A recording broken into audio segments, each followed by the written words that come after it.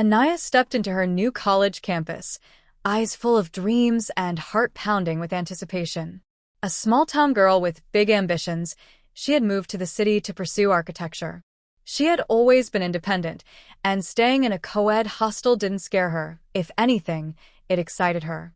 But what she didn't expect was to be assigned a room with a boy.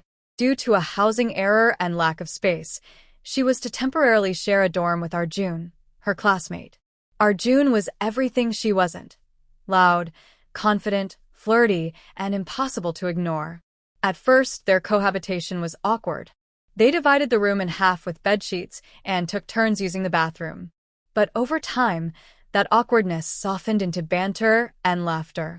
They started walking to class together, eating together, and even pulling all-nighters in the room while studying. One rainy evening, they were stuck in their room during a power outage. The rain roared outside as they shared stories by flashlight. Anaya was curled up on her bed, and Arjun sat beside her, closer than usual. Without realizing it, their hands brushed. A few seconds later, he kissed her softly just once, and she didn't pull away. From that night on, something changed. The kisses became longer. The hugs lasted a little more. Some nights, they shared the same bed, sleeping side by side, their bodies wrapped around each other like they were always meant to fit. They were still officially just friends to the outside world, but inside that room, they were more. They started going on private dates, quiet cafes, long bike rides, and even a weekend getaway to a hotel in the hills. That night in the hotel was the first time they made love. It was gentle, full of whispers, laughter, and nervous firsts. They woke up tangled in each other's arms, both smiling like they'd found their forever. Everything seemed perfect. They studied together, lived together, and now loved together. But Anaya began to notice something. Arjun's phone would buzz late at night, and he'd smile at the screen and turn it away. He started staying out late, saying he was studying with friends. One night, he didn't come back at all. When she asked, he brushed it off.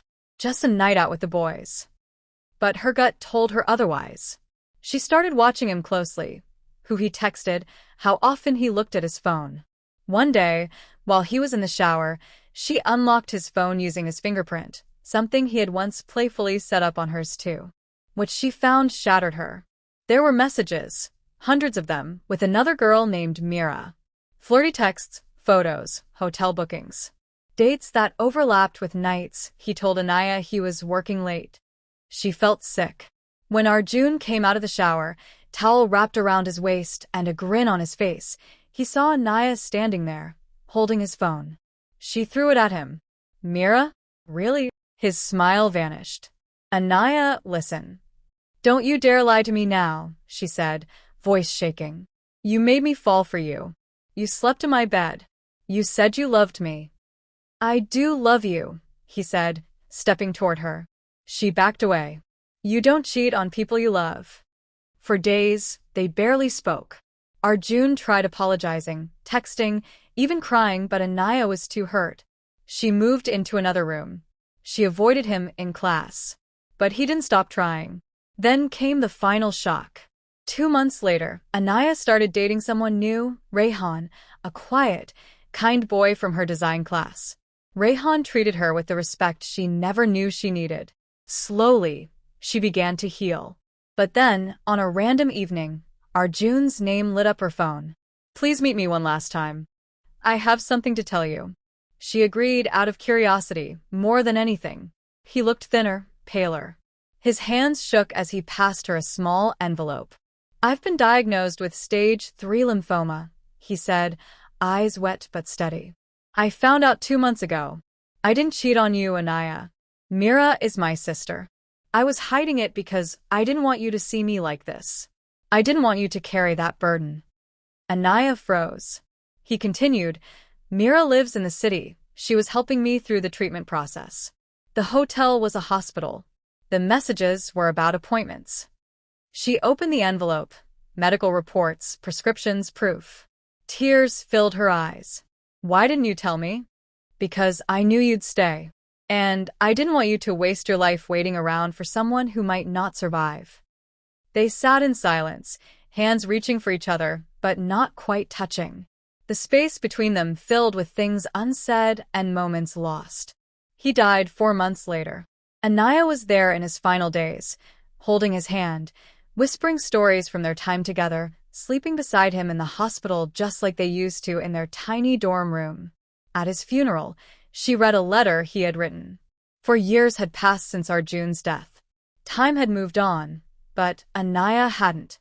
Her heart had healed in fragments, but some parts stayed broken, untouched by time. After graduating with honors, she chose to pursue her master's degree in design in another city, hoping distance might help her forget the ghost she still whispered to in dreams. She found a charming little shared apartment near the campus. It had 2 rooms, a tiny balcony, and warm sunlight that filtered in through beige curtains. When she moved in, the second room was empty. On her second evening, the door creaked open and walked her new roommate, Kabir. Tall, soft-spoken, and slightly mysterious, Kabir had just returned from a year abroad. He was an artist, studying digital design, and had a smile that seemed to hide 1,000 stories. He greeted her with a gentle, "Hey," and a firm handshake. That night, they sat on the balcony, sipping coffee, getting to know each other. She told him nothing about Arjun. She had buried that part of her story deep, behind jokes and polite conversation. As days passed, Anaya began to enjoy Kabir's presence more than she expected. He was respectful, never invasive, and incredibly observant. He noticed how she only drank coffee when nervous, how she stared into space when sad, and how she flinched at hospital scenes in movies. They started spending long evenings together, discussing art, music, and heartbreaks. Sometimes they cooked together. Other times, they fell asleep on opposite ends of the couch after binge-watching series. One night, it rained. Anaya froze as thunder cracked the sky, memories of Arjun storming back. Kabir silently sat next to her, offering his hand. She took it. That night, for the first time since Arjun, she slept beside someone again, not out of romance, but comfort. They didn't speak. They didn't touch beyond holding hands. But the walls between them began to fall. One evening, they returned from a party, tipsy and laughing. Kabir walked her to her room. As she turned to say goodnight, he pulled her close and kissed her. Not hesitantly, passionately, like he had been holding it in for too long. She didn't stop him. That night, they made love for the first time. It was different from what she had with Arjun. It was rougher, deeper, and filled with longing neither of them had admitted. The next morning, she expected awkward silence. But Kabir made breakfast, kissed her forehead, and smiled. From that day on, they weren't just roommates. They were lovers. They started taking weekend trips, booking private hotels where they wouldn't be judged. They cuddled under blankets, whispered dreams in each other's ears, and sometimes cried about things they couldn't say out loud. Kabir said he had never loved anyone before. Anaya believed him. But soon, cracks began to form. Kabir started disappearing at night. He grew distant. He began locking his phone. One night, while he showered, Anaya saw a notification pop up. "Can't wait to see you again, baby. Last night was perfect." Ria. Her heart stopped. She clicked the thread. Hundreds of messages. Photos. Videos. Hotel bills. Lies. Anaya felt like she was drowning. She didn't confront him that night. She waited. The next evening, she asked Kabir casually if he'd like to go on a weekend trip. He said he had family stuff. She smiled. "Family or Ria?" Kabir froze. "What did you say?" She walked over, tossed his phone onto the table. "I saw it. All of it." He tried to explain. He said Ria was just a distraction, that he didn't mean to fall for Anaya, that he was confused. "I trusted you," she whispered. "I opened my heart again. And you broke it." He reached for her, but she stepped back. "Don't. You're no different from him." A week later, Anaya received a parcel in the mail, no return address. Inside was a USB drive. She plugged it into her laptop. A single video loaded. It was a recording of Kabir and Ria arguing. "You said she wouldn't find out," Ria shouted. "She wasn't supposed to. She was just a part of the project, Ria." Just a damn case study. I didn't expect to actually care for her. Anaya froze. Project? The video continued. I told the professor I could emotionally manipulate someone and document it as part of my human behavior thesis, he said. Anaya was perfect, broken, lonely, still grieving. I didn't mean for it to go this far. Anaya dropped the laptop. Her body went numb. She confronted Kabir one final time. He didn't deny it. He cried. He said the project ended months ago. That he fell in love for real. That he hated himself. That Ria sent the video out of revenge. I'm sorry, Anaya. I was a monster in the beginning. But I changed. You changed me. She slapped him. That night, she packed her bags. He begged. Pleaded.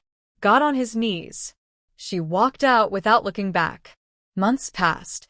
Anaya moved to another city. She wrote an anonymous blog about her experiences. Heartbreak, betrayal, love. It went viral. One day, she received a message from an unknown account. I read every word. I deserved every line. But I wasn't lying about loving you. I'm not the man you should forgive, but I hope you someday remember me as more than just a villain. K. She didn't reply. But that night, she dreamed of Arjun. Of rain. Of gentle hands. Of a love that never pretended to be perfect, but was real. And when she woke up, she finally cried. Not for Kabir, but for the part of her that kept choosing boys who couldn't love her right.